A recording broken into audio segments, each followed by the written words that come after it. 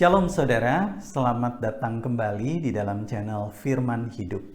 Saudara, channel ini dihadirkan dengan satu keyakinan bahwa firman Tuhan itu pelita bagi kaki kita dan terang bagi jalan hidup kita. Amin.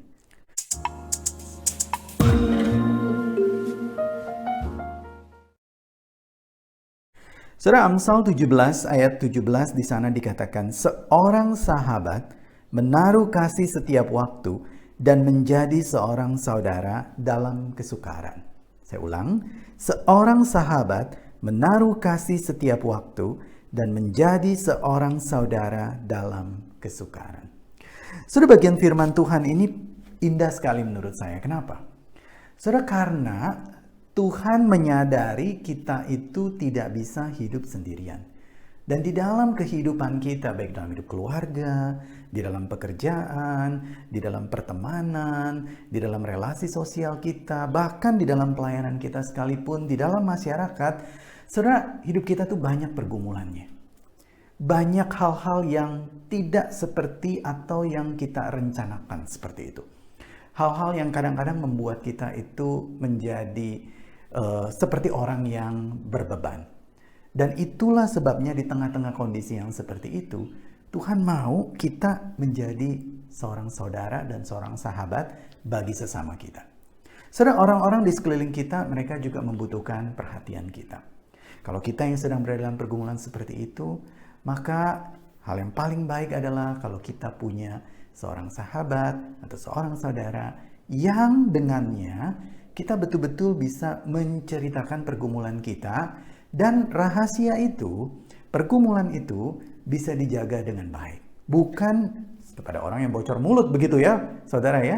Apa jadinya kalau kita cerita kepada orang yang bocor mulut? Kita cerita misalnya kita sedang punya pergumulan ini, pergumulan A, dan kita tahu itu rahasia. Lalu kita ceritakan kepada orang yang bocor mulut. Wah, kemana-mana semuanya.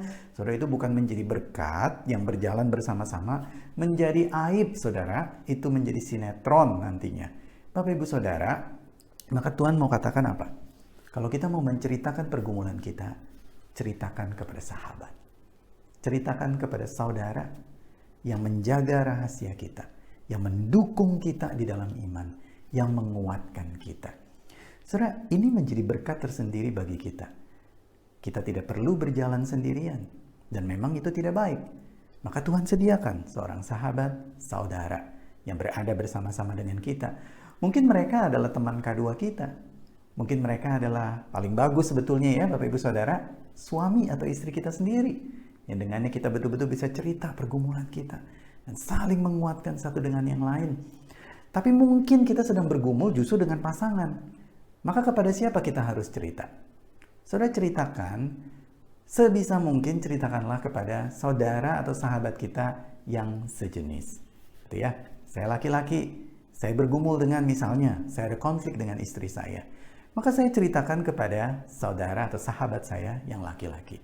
Seorang yang dewasa di dalam Tuhan, seorang yang bisa dipercaya di dalam Tuhan.